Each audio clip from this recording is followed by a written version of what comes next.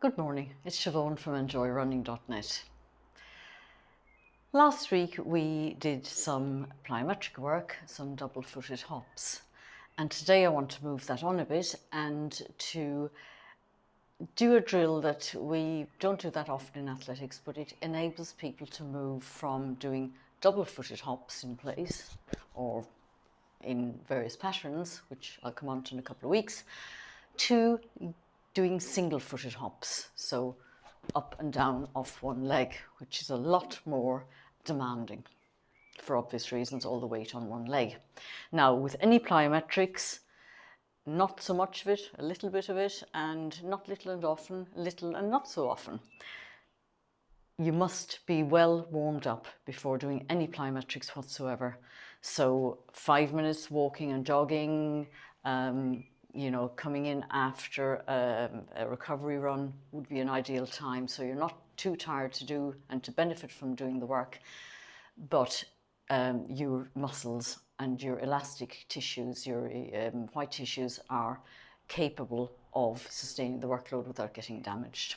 So I would suggest doing some, as well as a jog, doing some sticky feet. When you've done that, doing maybe some high knees in place just to get the ankle. The reason for doing these is to get the bend at the ankle, the bend at the knee, to get those joints moving within the range of motion. And again, ankle circles are very useful because they increase the ankle mobility which you need for any hopping movements.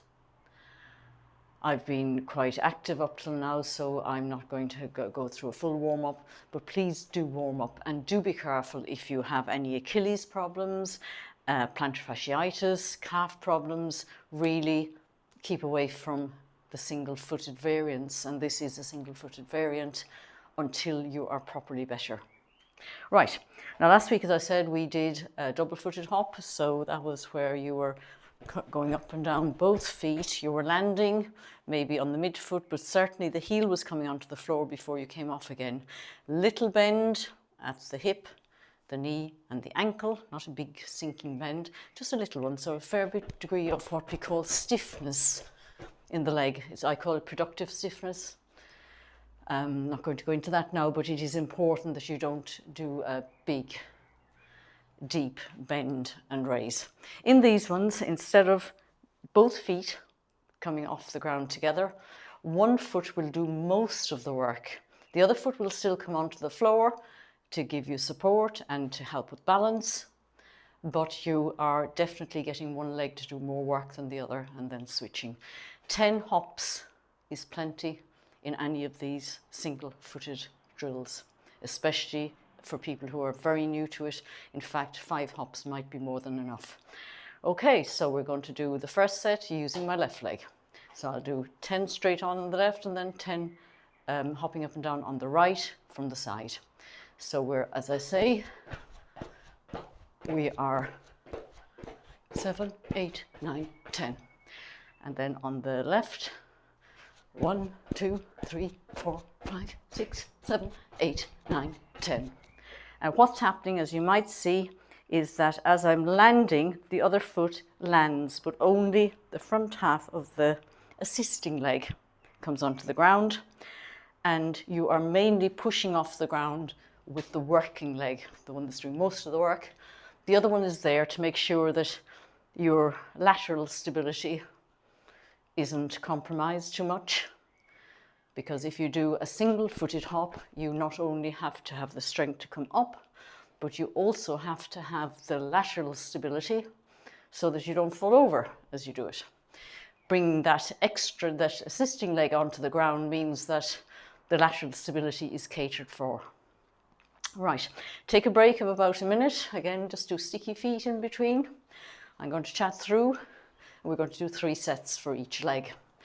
Why do we do plyometrics? Well, as I said in the last video, it improves tissue elasticity, and that's the tissues, the tendons particularly, and the muscles. It improves range of motion. It improves strength. And that's the strength that we use in power.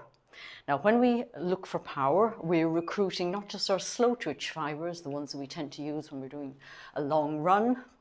We use what we call the fast twitch fibers, the guys that, you know, don't really get out of bed and do some work unless you have to run away from the lion. So the 100-meter sprinters have a lot of those fast twitches.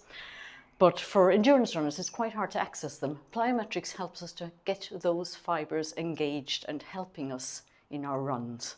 So it's good for that, and obviously it improves speed. Right, we're ready to go again. And this time I'll do the left side on and the right front on. And again, that assisting leg is going to come onto the ground to keep me balanced. 1, 2, 3, 4, 5, 6, 7, 8, 9, 10. And 1, 2, 3, 4, 5, 6, 7, 8, 9, 10. You can hear the other leg slapping the floor just once the working leg lands, the other one just lands just after it, and that's what you're looking, is a kind of a poop, poop, poop, poop, poop, poop sort of noise. Right, going back to why we do it for our next minute of a break approximately. We want to try and increase the recruitment of the fast twitch fibers, because when we're doing an event like, say, even a marathon, as well as, you know, if you're trying to go faster at the end, actually after several hours of running, your slow twitch fibers, the endurance fibers, are getting a bit worn out. You might be taking on fuel and that as you go along. I mean, you know, sugar, not petrol. But you eventually do have to try to recruit all your muscle fibers to help in the effort to get you over the finish line. And if you are able to access those fast twitch fibers to come along and give some help in that work, then you're definitely going to do better than somebody who is finding it very hard to get the fast twitch fibers to come along and give a hand. So even for that reason, as we get older and our tissues become less and less elastic, doing some plyometrics helps to preserve that elasticity and hence our speed and our resistance to injury because of problems with tissue elasticity.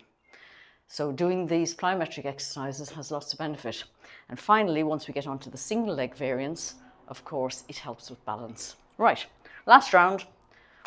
Working legs, the left one, and the right is assisting. 1, 2, 3. I hope you could hear that slight gap in the tap. I